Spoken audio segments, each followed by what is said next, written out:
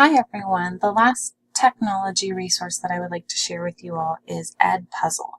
I selected this resource because it would be a great resource if you want to start blending your classroom or flipping your classroom.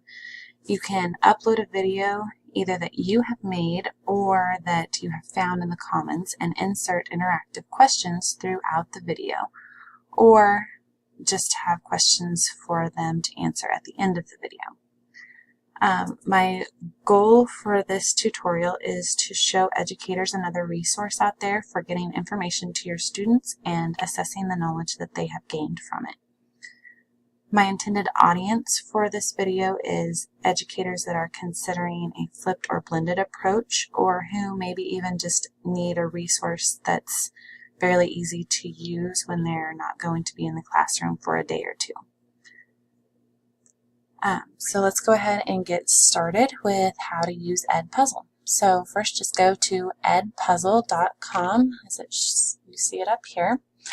EdPuzzle is also linked to Google, so even if you have never used it before, if you have a Google account, you can just go ahead and log in. And you're going to log in as a teacher, log in with Google. If you have multiple Gmail accounts, of course, you will have to choose which one you want to use. So now that we're logged in, the very first screen that you will see is your classes and any assignments that you have upcoming that are due soon, and any archived assignments that you have. So it looks like I have assigned one assignment. It's a video and questions, and it is due June 16th. You can click on my content, and that will show all of the videos that you have made and saved in your content area. And then the other tab is search, and that's where you can search for videos that other people have made. So just a really quick example of what exactly this is. Basically, you make your video, or you find a video and upload it from the Commons, which you do with the Create button. So you upload a video. There's new folders that you can make, so you don't just have to have everything all in one big space here, so you can organize things. So you make your video, you upload it, and this is a video that I found on the Commons. It's for when I do a unit on comic sections, but basically it has this neat little video that I assign to my students, and when they get it, they watch it. We're here in the whispering gallery, and sound behaves really differently here. You might notice actually someone in the corner behind us. That's because you can stand across from each other in this 30-foot span and basically speak directly to each other like you were standing next to one another. Okay, so I'm going to speed through this just a little bit.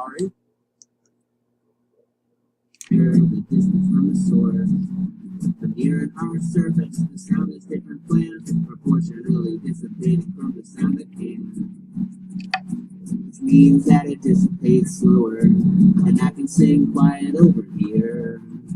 And over there, this camera picks me up, totally loud and clear. Whispering waves, whispering gallery. Do I still be no time? Here in the place, and through the room. I'm gonna whisper for a while. I'm gonna whisper for a while.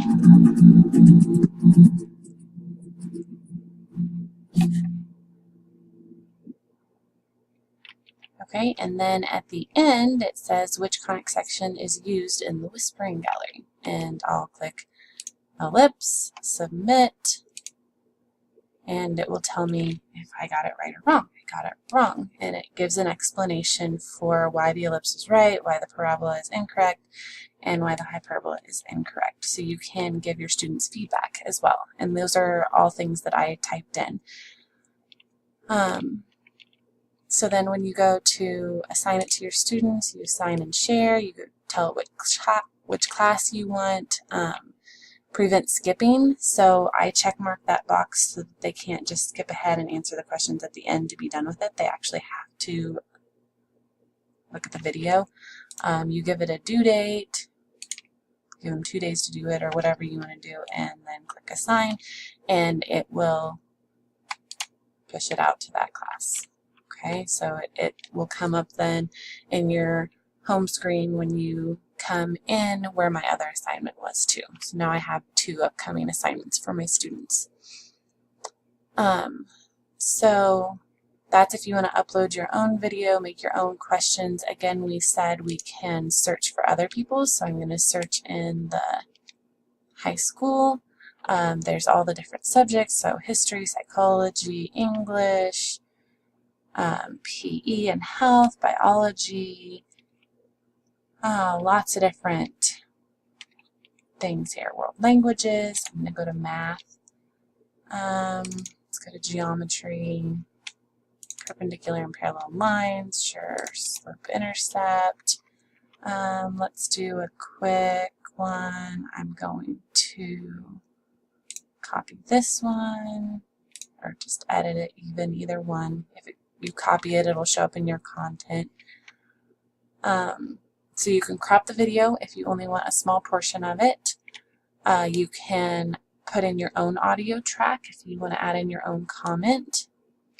You can make notes, or you can like pause it and make an audio note, or you can put in quizzes. So like this one, it plays for just a little bit and then it gives a quiz right at. Okay, so then it says predict a line with a slope of -3/4 goes through the point 0.08. Will this line point right and up or right and down? Explain how you know. Well, I, as a student, would type in right and down because the slope is negative. So you can have an open-ended question. It does not have to be multiple choice. Okay, and because I'm on the teacher side of it, it shows the correct answer here. So then we're going to continue, and it will continue on, and then it will ask another question at the very end. But let's say I wanted to stop it right at this point. Whoever made this only put 2 questions in, but let's say I want to put another question in. So I'm going to put that question in. So this is where you click on the little question box after you say you want to put a question in. And you can type the open-ended question here and tell what the feedback is. You can make a multiple choice question and type in your choices. You can have just 2, or you can, have as many choices you want for the multiple choice, or you can simply just type in a comment. It doesn't have to be a question that they answer. And then you just save it and move on, assign, and finish it. Okay. So that is the basics of how to use EdPuzzle.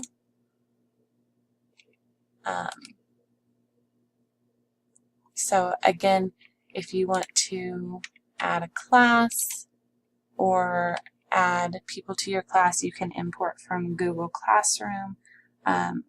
EdPuzzle also gives a link for your students to type in so that you can get students assigned to your classes. But hopefully you were able to get from this video how to create a video and insert a few interactive questions.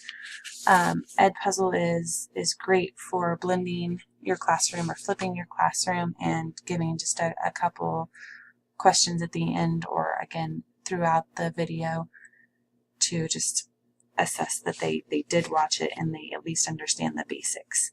I believe that EdPuzzle fits with the IST for educators standard number 5. Educators design authentic learner-driven activities and environments that recognize and accommodate learner variability. And indicator C, it says educators will explore and apply instructional design principles to create innovative digital learning environments that engage and support learning. And I believe it also fits the ISTE for educators number 6, the facilitator. Educators facilitate learning with technology to support student achievement of the 2016 IST standards for students. And I believe that fits with indicator B. Manage the use of technology and student learning strategies in digital platforms, virtual environments, and hands-on maker spaces or in the field. So again, hopefully you benefited from this video, and I wish you all the best of luck. Thanks a lot.